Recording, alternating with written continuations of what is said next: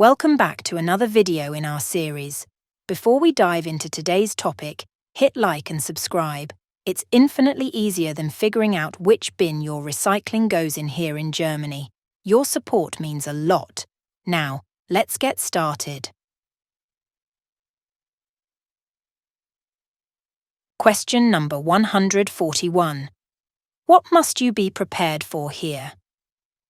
People walking on the road. True. Anticipate pedestrians, as parking lots can be busy and chaotic. Oncoming vehicles turning left. True. Watch for vehicles making turns, as they may cross your path unexpectedly. Vehicles turning onto the road. True. Be ready for vehicles entering the roadway from parking areas. Question number 142. Why are you required to stop now? Because of the cyclist. True. Cyclists have right-of-way in certain situations, requiring you to stop. Because the traffic situation is confusing. True. In confusing traffic situations, stopping ensures safety. Because of the yellow truck. False. The truck itself may not be a reason to stop unless it poses an immediate hazard. Question number 143. You want to continue driving straight ahead. What is the correct course of action in this situation? I allow the red vehicle to turn. True. Yield to turning vehicles to avoid conflicts. I allow the electric scooter to cross the road. True. Scooters and cyclists should be given right-of-way as needed. I am the first to cross over the junction. False. Asserting right-of-way without caution can be dangerous. Question number 144. I want to rejoin the road. What is the correct assessment of this situation? I only see vehicles late.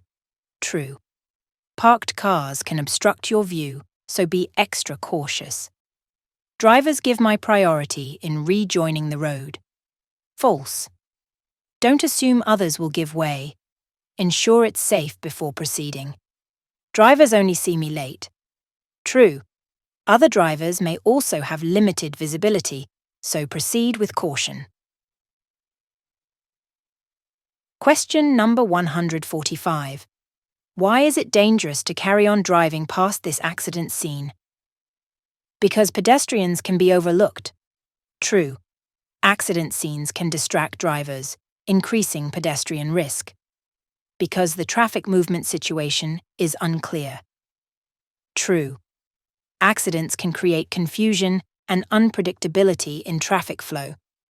Because secondary accidents can occur. True. There is a higher risk of additional accidents near crash sites. Question number 146. What must you watch out for when turning right here? For oncoming traffic. False. Oncoming traffic is not a concern when turning right in this context. For the motorbike. False. The motorbike is not mentioned as a factor in this scenario. For the cyclist. True. Be cautious of cyclists, especially those who might be in your blind spot or approaching from behind. Question number 147. What is the right course of action now? I perform an emergency stop. True. An emergency stop may be necessary to avoid a collision, especially if other vehicles are behaving unpredictably. I pass quickly through the junction. False. Rushing through a junction can be dangerous and should be avoided. I brake slightly. False. Slight braking might not be sufficient in an emergency situation. Question number 148. What must you anticipate in this situation? The cyclist will pull out to the left. True. Anticipate cyclists' movements, especially near parked cars. Oncoming traffic. True. Be aware of oncoming traffic, particularly in areas with poor visibility. The cyclist will dismount to allow me to pass. False. Do not assume cyclists will dismount.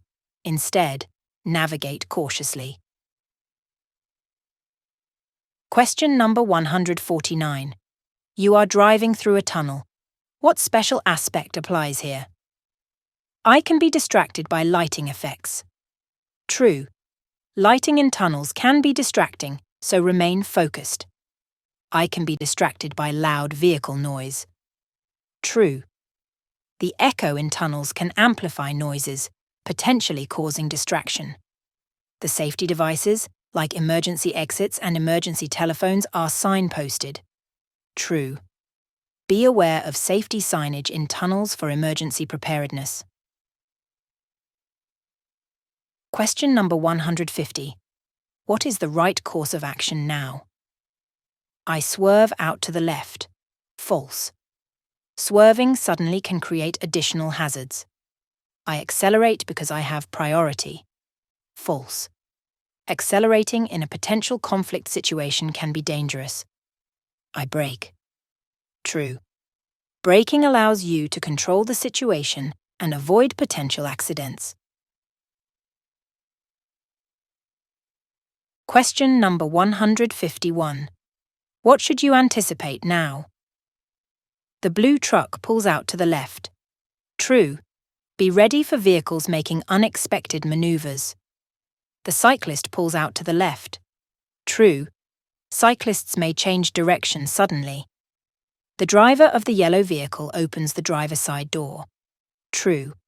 Always watch for opening doors from parked vehicles. Question number 152. You are driving on a section of road where a traffic jam has been reported. What is the right course of action? I take particular care when driving around bends and on the approach to summits. True. Be cautious in areas with reduced visibility. I apply the emergency brake assist to safely stop before the tail end of the traffic jam. False. Emergency brake assist is automatic and not manually controlled. I continue to follow the traffic reports. True. Stay informed about traffic conditions. Question number 153. Why are you required to stop now? Because of the cyclist. True. Give way to cyclists when they have the right of way.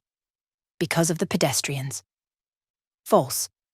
Pedestrians are not mentioned as a factor in this situation. Because of the truck.